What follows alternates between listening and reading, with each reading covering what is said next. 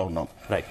Doctor Malleshwar గారు మీరేం చెప్తారు? గతం నుంచి కూడా అంటే కేసీఆర్ 10 ఏళ్ల పాలన సమయంలో కూడా ముఖ్యంగా కేసీఆర్ మీద వచ్చినటువంటి విమర్శ ఎవరికి అందుబాటులో ఉండట్లేదు, సెక్రటేరియట్ కి రావట్లేదు, కేవలం ఫామ్ హౌస్ కి పరిమితం అవుతున్నారు, లేదంటే ప్రగతి భవన్ కి మాత్రమే ఆయన పరిమితం అయిపోతున్నారు అనేటటువంటి విమర్శలు ఉన్నాయి.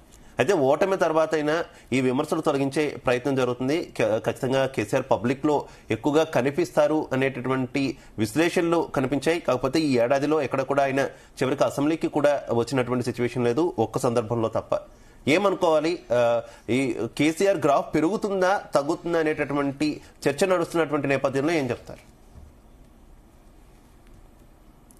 మ్యూట్ లో ఉన్నారు మల్లేశ్వర్ గారు, ఒక్కసారి అన్మ్యూట్ చేయాలి.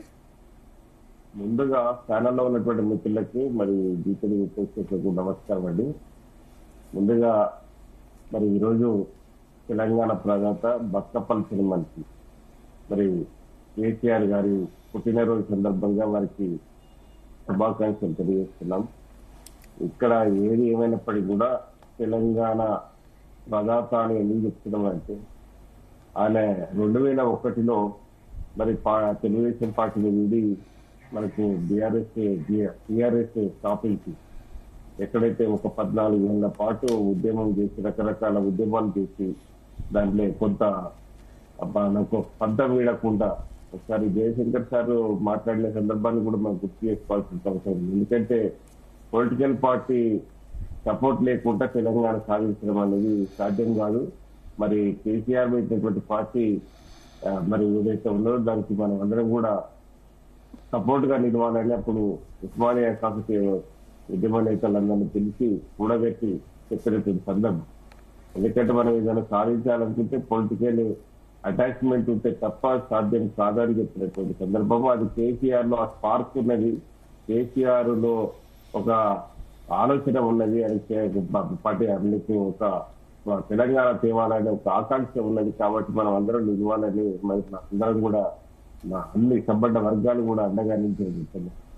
కేసీఆర్ గ్రాఫ్ పడిపోయినప్పుడల్లా కూడా మీకు 2001 నుంచి 2004లో ఎన్నికల్లో పోటీ చేసేది, స్థానిక సంస్థల్లో ముందుగా పోటీ చేసిన సందర్భం ఉన్నది. అయితే ఒక వేవ్ అయితే తీసుకురాగలిగింది. అయితే దాని తర్వాత జరిగినటువంటి సందర్భాలలో చాలా విషయాలలో కూడా అంటే గ్రాఫ్ పడిపోయినప్పుడల్లా రాజీనామాలకు పోవడం, తన బలమేందో నిరూపించుకోవడం, అట్లా 2 సార్లు పార్లమెంట్ ఎంపీగా కూడా రాజీనామా చేసిన సందర్భం.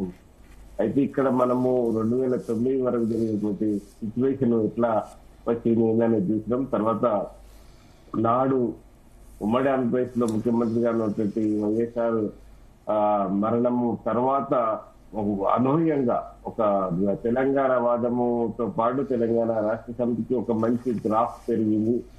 అందరూ కూడా సంబంధ వర్గాలు కూడా మరి దాని వెనుక పనిచేసినటువంటి సందర్భం మీద కాంగ్రెస్ కావచ్చు, ఒక రకంగా టీడీపీ నెట్టించిన సందర్భం కూడా ఉన్నది. మనకి ఇవన్నీ బీజేపీ ఇవన్నీ కూడా చేస్తే మరి ఒక రకంగా 2014లో మనము తెలంగాణ రాష్ట్రం ఏర్పాటు చేసుకున్నాం. ఏర్పాటు తర్వాత జరిగినటువంటి తతంగాలతోటి కొంత దశాబ్దం పాటు 9.5 ఏళ్లు పరిపాలించి కొంత అనేక సంక్షేమ పథకాలను తీసుకొచ్చినప్పటికీ దానికి ఒక కేసీఆర్ మీరు అన్నట్టు అందుబాటులో ఉండలేదు, సెక్రటరియట్ రావడం లేదు అని దాని మీద కొంత సందర్భం లేదు. కానీ ఇక్కడ ఏం జరిగిందంటే అక్కడ జరిగిన విషయం ఏంటంటే కొంత కేసీఆర్ కు ఉన్నటువంటి మైనస్ అంతా కూడా ఏంటంటే ఎంత పని చేసిందో అంత మైనస్ కూడా మరి మూట కట్టుకున్నటువంటి సందర్భం ఉంటుంది. ఎందుకంటే కేసీఆర్ కామన్ నేను కలవడం లేదని, తర్వాత ఇది ఒక కొంతమంది గుప్పిట్లోనే వాళ్ళు చెప్పిన మాటలు వింటున్నారనే ప్రచారం జరిగింది. తర్వాత ఎక్కడైతే కేసీఆర్ గారు ఒక ఆలోచనతోటి ముందుకు పోయిందో ఈ సంక్షేమ పథకం గల అనేక సంక్షేమ పథకాలు, వాస్తవంగా చెప్పాలంటే సంక్షేమ పథకాలను కొంత పోటీ పడి 2018లో జరిగినటువంటి సందర్భం లేదు, 2014లో పెట్టినట్టు రైతు బంధు లాంటి పథకము ప్రపంచ దేశాలు కూడా అర్పించినటువంటి పరిస్థితి ఉన్నది. కాకపోతే రైతు బంధులో ఉన్నటువంటి లొసుకులు, రైతు బంధువులో ఉన్నటువంటి తప్పులు ఎటువంటివి ఉన్నాయనేది మనం చూసినాం. కానీ ఇక్కడ రైతు బంధు స్కీమ్ కావచ్చు, తర్వాత బీసీలకు కావాల్సినటువంటి ఇప్పుడు ఆత్మగౌరవ భవనాల పేరు మీద కొంత వ్యవహారం చేసిరు కానీ ఆ నిధులు కేటాయించడానికి కొన్ని సరిగా రీచ్ కాలేదు. ఇది ఇవన్నీ కూడా ఏంటంటే కొంత సంక్షేమ పథకాలను అమలు చేయడంలో కొంత చేసిరు. కాళేశ్వరం లాంటి ప్రాజెక్టు ఆయనకి ఎంత పేరు తీసుకొచ్చిందో ఆయన పేరు పడిపోవడానికి కూడా అదే కాళేశ్వరం ప్రాజెక్టు కూడా.